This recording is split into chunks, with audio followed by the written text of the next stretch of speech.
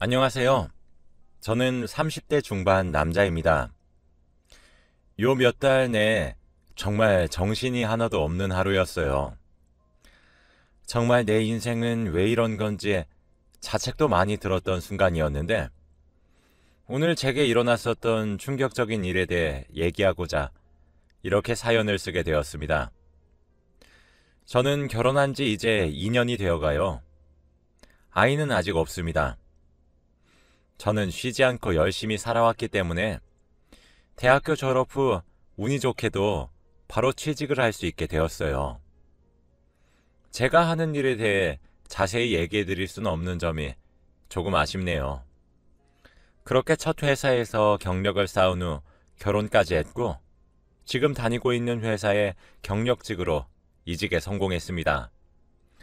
제가 처음 다녔던 회사에 비해 연봉도 훨씬 좋고 대우도 좋아 이직한 것에 대한 선공으로 제가 사랑하는 아내와 자축의 파티도 했어요. 그런데 이직 후에 저는 탈모가 올 정도로 너무 힘겨운 시간들의 연속이었죠. 회사 내에서 저희 부서만 유일하게 여자의 비율이 월등히 높습니다. 다른 부서들은 여자와 남자의 비율이 보통 1대1 정도인데 저희 부서는 8대2 정도예요.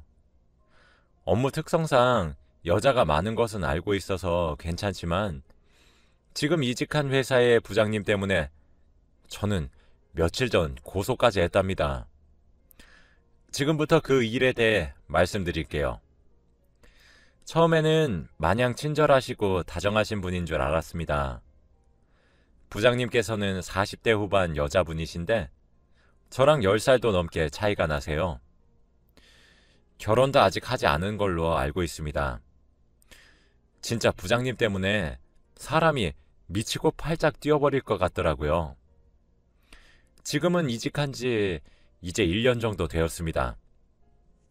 제가 처음 인수인계를 받았을 때 제게 인수인계를 해주셨던 분은 남자분이셨는데 회사를 떠나가시며 저보고 부장님을 조심하라고 하더라고요.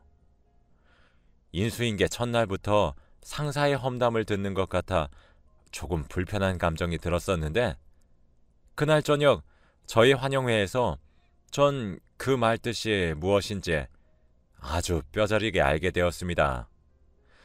부장님은 저를 다른 팀원들에게 소개해 주셨어요.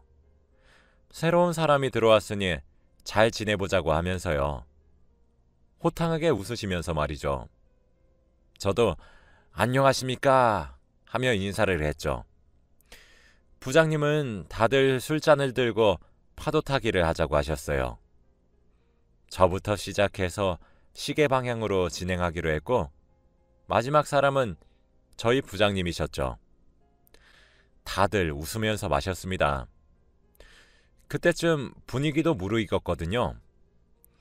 그런데 마지막 부장님이 마시고 나서는 갑자기 제게 안주를 달라고 하시더라고요. 저는 어떤 걸 드려야 하나 고민했었었는데 갑자기 제게 두툼한 입술을 쭉 내미시더군요. 네, 맞아요. 부장님이 말씀하신 안주는 제 입술이었습니다. 주위 다른 여직원들은 눈살을 찌푸리시는 분들도 물론 계셨지만 아무래도 부장님이시다 보니 다들 웃으면서 박수를 치면서 상황을 덮으시더라고요. 정말 그날 느꼈던 모멸감은 말로 표현이 되지 않습니다. 그때 저희 부서의 또 다른 남자 직원분께서는 그저 저를 안쓰럽게 바라보시는데 진짜 자존심이 짓밟히는 느낌이었고 수치심과 모멸감으로 얼굴이 빨개졌었어요. 근데 그런 저보고 부장님은 왜 이렇게 쑥스러워해? 마누라랑 뽀뽀도 안 해? 라고 하시며 깔깔거리며 웃으셨죠. 그날부터 시작되었습니다. 분명 제가 결혼을 하고 가정을 꾸린 것을 아시면서도 제게 자꾸 그런 스킨십과 난감한 연락을 하시더군요. 하루는 저희 부서 바로 앞에 정수기가 있습니다. 물통을 꽂는 정수기요. 그런데 그 물통이 되게 무겁고 들기가 힘들어 여자들은 힘이 약해 그런 것은 보통 남직원들에게 시키잖아요. 부장님이 그날 저보고 정수기에 물을 교체하라 지시를 하셔서 물통을 교체했거든요. 한 번에 들어서 바로 교체를 했는데 갑자기 제 허벅지에 시선을 두시더니 어머, 허벅지 근육 장난 아니다 라고 말을 하면서 대놓고 뚫어져라 보시는데 진짜 표정 관리가 너무 안 되기도 하고 불쾌해서 제가 부장님께 불쾌하다고 분명히 말씀드렸더니 오히려 부장님은 저더러 아니 누가 들으면 내가 문제 있는 줄 알겠다? 아니 쳐다보면 달아? 사람 민망하게 왜 그래? 왜 이리 유난이야? 라고 하시며 오히려 제게 면박을 주시는 거예요. 진짜 기도 안 차서 그뿐만이 아닙니다. 제가 운동하는 것이 취미인 사람이라서 출근 전 새벽에 항상 헬스장에 가서 운동을 하고 출근을 하는데 점심을 먹다가 제가 아침마다 운동을 하고 있다는 사실을 말하게 된 적이 있었어요. 그런데 그날 오후에 갑자기 제 엉덩이를 툭 건드리시는 겁니다.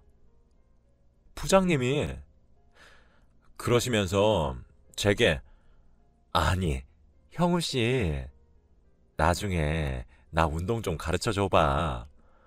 어쩜 이렇게 근육이 탄탄해? 라고 하면서 감탄을 하시는데 진짜 그만 좀 하시라고 소리 지르면서 화를 내고 싶었지만 상급자라 차마 그럴 수도 없고 사람이 미쳐버리는 것 같았어요. 또 부장님은 제 앞에서 온갖 민간에 떠도는 속설을 말씀하시면서 은근한 웃음을 흘리거나 다른 사람들 앞이든 뒤든 상황을 가리지도 않으시며 정말일까? 너무 궁금하네? 라고 하시며 깔깔 웃으시며 분위기를 싸하게도 만드셨습니다. 그래도 이런 행동들은 차라리 참을 수가 있었어요. 잠시 불쾌하면 되는 문제니까요. 근데 개인적이고 사적인 이유로 자꾸 제게 연락을 하기 시작하셨습니다. 저는 결혼을 했는데도 불구하고 말이죠. 그리고 제가 남자가 돼가지고 아내에게 이런 일에 대해서 말을 할 수 있었겠습니까? 솔직히 한국 사회라는 게 진짜 남자인 제가 그런 말을 하면 오히려 제가 일부러 꼬신 거라든지 이런 말을 들을 수 있을 것 같아서 아내에게 말도 못하고 끙끙 앓기 시작했어요. 아내는 계속 회사가 많이 힘드냐고 걱정스레 물어봤지만 차마 수치스럽고 민망해서 고민을 이야기할 수도 없겠더군요. 스트레스가 극심했던 모양인지 탈모가 와서 머리도 계속 빠졌어요. 아내는 그런 제가 너무 걱정이 되었는지 보약도 지어주고 체력에 좋다는 음식들도 해주었죠. 하루는 저희 부서 직속 남자 선배랑 밖에서 담배를 피게 되었는데 저보고 조심하라고 하더라고요. 왜냐고 물어보니까 제가 들어오기 전에 퇴사한 직원도 부장님의 그런 언행들 때문에 스트레스가 너무 심해서 그만두게 된 거래요. 선배는 아니, 형우 씨가 잘생기기도 했고 몸도 좋고 그러니까 이번엔 부장님도 좀 도가 지나치게 하시는 것 같기도 해. 아니, 우리 부장 결혼도 못했잖아. 눈만 높고 그래서 지금도 연예인 함소원처럼 18살 어린 연하 만나고 싶다고 난리야. 형우 씨 진짜 몸 조심해. 저 부장 늙은 여우가 껄떡거린 게 어디 형우 씨 하나인 줄 알아? 형우 씨 오기 전에 마음고생이 장난 아니었어. 이게 우리 직업상 남자가 꼭 필요해서 남직원은 뽑아야 되는데 올 때마다 전화리니. 나도 5년 전에 지금 형우 씨 취급 당한 적이 있었어. 근데 진짜 어휴, 내가 알아. 형우 씨 힘든 거 다 알아. 많이 힘들고 지치면 나한테 꼭 말하고. 알았지? 내가 힘 닿는 데까지 꼭 도와줄게. 라며 담배를 피며 말씀하셨죠. 그러다 제 생일이 되었어요. 전 아내와 집에서 조촐하게 둘이서 축하 파티를 하려고 했는데 부장님이 퇴근 직전에 제게 일거리를 몰아서 주시는 겁니다. 딱히 급하지도 않은 내용들이라 내일 하겠다고 했더니 당장 다 끝내고 가라고 또 히스테리를 부리시는데 진짜 막대기 하나 있으면 내려치고 싶었어요. 저는 알겠습니다 라고 대답하고 아내에게 늦을 것 같다고 연락을 한 후 이렇게 된 김에 그냥 빨리 끝내고 집으로 가야겠다 생각하면서 일에 집중을 했어요. 그런데 누군가 저를 끈적거리는 듯한 손길로 만지는데 바로 부장님이셨습니다. 다른 팀원들은 다 퇴근하고 저희 부서엔 부장님과 저 단 둘만 남아 있었는데 정말 그날은 차마 입에 담기조차 더럽네요. 결국 전 살면서 가장 최악의 생일을 보내야 했습니다. 어떻게 회사를 빠져나와서 집으로 돌아가서 아내와 생일을 맞이하려고 했는데 문득 눈물이 줄줄 났어요. 도저히 아내에게 늘상 그랬듯이 아무런 일도 없었던 척을 못하겠더라고요. 그래서 저희 동네에 있는 작은 술집에서 혼자 술을 마셨습니다. 연거푸 술을 마시고 인사불성이 돼서 집으로 돌아갔죠. 그런 저를 보고 제 천사 같은 아내는 화 한 번 내지 않고 많이 힘드냐고 먼저 물어봐 주는 겁니다. 제 생일이라고 한상 가득 차려놓은 걸 같이 먹어주지 못하고 밖에서 술에 취해 돌아온 저 같은 남편한테도 말이에요. 그때 뭐가 팍 하고 터지는 느낌이 들더라고요. 뭔가 이때까지 꾹꾹 눌러왔었던 모든 서름과 억울함 이런 것들이 한 번에 팡 하고 터졌죠. 술에 취해 제대로 발음조차 하지 못하는 제 말을 아내는 묵묵히 들어줬습니다. 저는 결국 제게 일어났었던 일련의 모든 상황들을 아내에게 말을 했고 휴대폰을 보여주며 제게 어떤 사적인 연락이 오는지 내가 하지 말라고 의사표현을 얼마나 했는지 이런 모습을 아내에게 들키고 싶지 않아 말을 하지 못했다는 사실까지 전부 다 말을 했어요. 아내는 제 말을 단 한 번도 끊지 않고 묵묵히 다 들어주고는 제게 왜 미리 말을 하지 않았냐고 많이 힘들지 않았냐고 저를 꼭 안아주는데 서름이 북받쳐 오르더군요. 제 아내는 제가 생각했었던 것보다 더 멋진 여자였어요. 진짜 생각할수록 어이가 없네. 나이 처먹고 뭐하는 짓이래? 그 여자는? 감히 내 남편한테. 당신 앞으로도 또 이러면 나한테 바로 말해. 왜 혼자 속으로 삼키면서 끙끙 앓고 있어?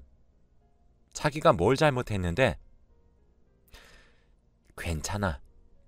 울지 마. 라며 저를 오히려 달랬어요. 그렇게 그날 저는 아내의 위로와 사랑을 받고 잠을 청했고 오랜만에 푹 잘 수 있었습니다. 다음 날 출근했다 퇴근해보니 집에 저희 아내의 오빠 형님이 와 계신 거예요. 형님은 대형 로펌의 변호사시거든요. 아내는 제게 상의 없이 제 일을 오빠에게 털어놓아서 너무 미안하다고 사과를 했고 형님은 제게 자기가 도와주겠다고 하시더라고요. 저는 너무 감사했습니다. 아내에게도 사과할 필요가 없다고 했죠.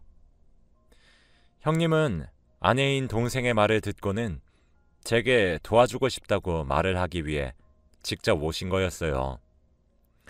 전 수치스러웠지만 형님께 상세한 상황을 다 설명해 드렸어요. 형님이 정말 혀를 내두르시며 놀라시더군요. 저남, 이걸 다 어떻게 참았단 말이야. 와, 이거 진짜 병적인 수준이네. 처남, 왜 이제야 말한 거야? 변호사 형님, 이럴 때 써먹어야지. 하여튼 우리 처남 마음이 참 여려서 문제야. 걱정하지 마. 내가 진짜 무조건 못 보게 해줄게. 마음 한켠이 든든해지더라고요. 그렇게 저는 증거들을 모으기 시작했습니다. 제가 이제껏 부장님께 보냈던 항의하는 내용의 메시지들과 부장님이 밤늦게 사적으로 지금 나와서 술을 마시자는 등 외롭다는 등 그 외에도 온갖 추한 내용이 다소 포함된 메시지들을 모았습니다. 실제로 저와 신체 접촉이 있었던 시기에는 CCTV 카메라의 사각지대였었던지라 이 부분은 다른 직원들의 진술로 간접 증거로 활용할 예정이었죠. 다행스럽게도 제게 충고와 위로를 해주셨던 남자 선배님과 그 외에 부장님의 그런 직장 내 괴롭힘에 행동들이 눈살찌 부려진다고 말씀하신 여직원 3분이 제 증인으로 나서주겠다고 말씀하셨습니다. 너무 감사했죠. 저는 그들을 증인으로 삼고 제 진술과 제가 보관한 메시지들을 증거로 고소를 했어요. 정말 어이가 없었던 부분은 부장님의 변명이 참 말 같지도 않았다는 점입니다. 회식 자리에서 제 입술에 마음대로 입 맞춘 건 경력직이지만 새로운 환경에서 일을 하는 사람을 회사 내의 분위기에 더 잘 적응할 수 있도록 도와준 것뿐이라고 말을 하셨고, 정수기에 물을 교체하면서 벌어진 일은 제가 예민해서 혼자서 오해를 한 것 같다며 오히려 저를 이상한 사람 취급하시더라고요. 전 너무 수치스럽고 기분이 나빠서 그날 이후 정수기 근처도 가지 못하고 있는데 말입니다. 제게 다른 감정적인 의도는 전혀 없었고 부장님은 부하 직원의 모습이 너무 기특해서 칭찬했던 건데 너무 예민하게 받아들이는 것 아니냐며 오히려 적반하장의 태도로 나오시는데 진짜 말문이 턱하고 막혔습니다. 그러면서 자기가 그렇게 나쁜 사람이냐고 그렇게 우기고 싶으면 증거를 가져오라고 화를 내시는데 진짜 억울해서 눈물이 다 났죠. 회사에서도 부장님의 태도가 워낙 뻔뻔하게 나오시니 제가 일부러 일을 크게 만든 것 아니냐는 말도 나오더라고요. 어찌나 억울하던지 그때 절 도와주신 남자 선배와 여직원 3분이서 회사 내에 도는 소문을 막아주셨습니다.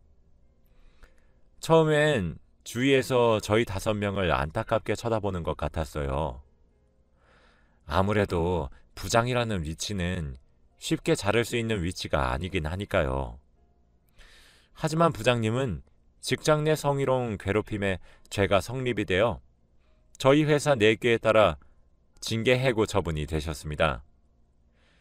회사 측에서 미리 알지 못해서 미안했고 아무래도 제 앞에 있던 직원들은 저처럼 고소를 감행하지 않아서 회사 측에선 모를 수밖에 없었던 태도를 취했죠. 저희가 유리하게 재판에서 이기게 된 이유는 제가 인수인계 해주셨던 분께 남자 선배가 연락을 해주셨어요.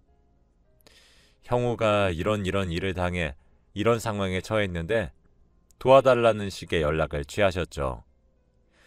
다행히도 그분도 저와 비슷한 일을 겪으셔서 증거를 다량 보유하고 계셨고 부장님과의 대화 내용 또한 보유하고 계셔서 저와 함께 고소를 진행하였습니다.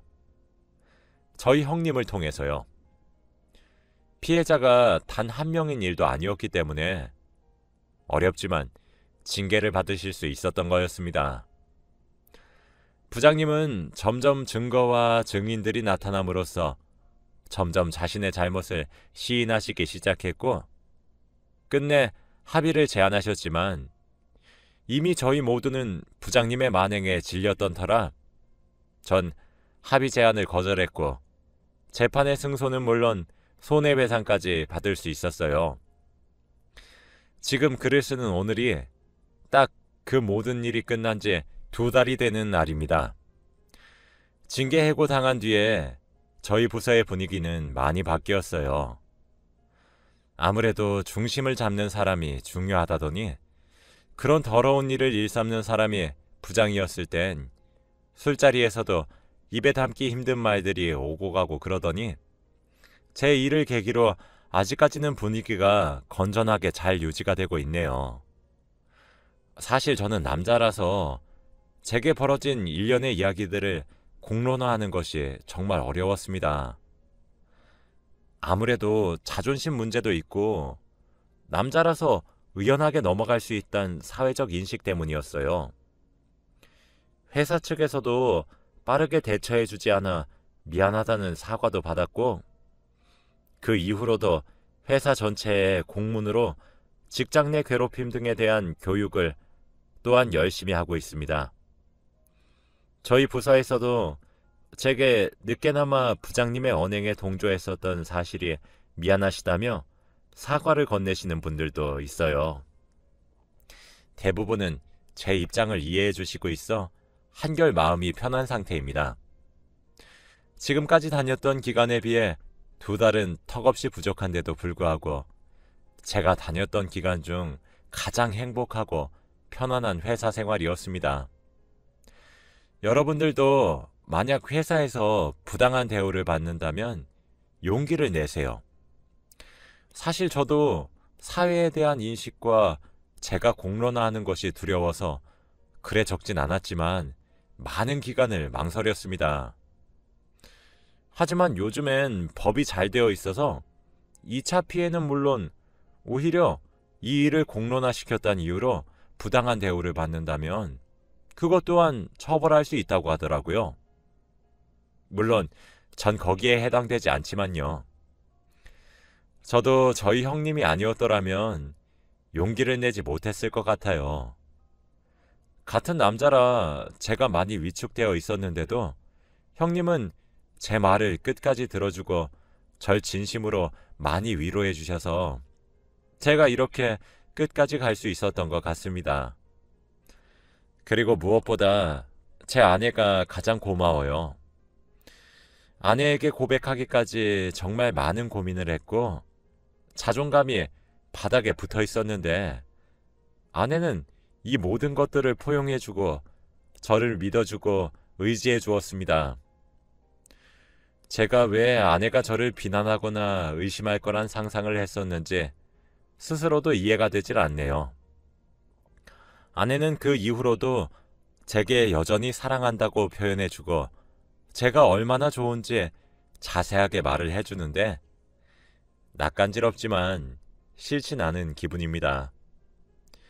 제게 은인 같은 아내와 형님, 이 남매 덕분에 제 인생이 한결 더 편해진 것 같아서 요즘에 들어서야 살맛이 좀 나요.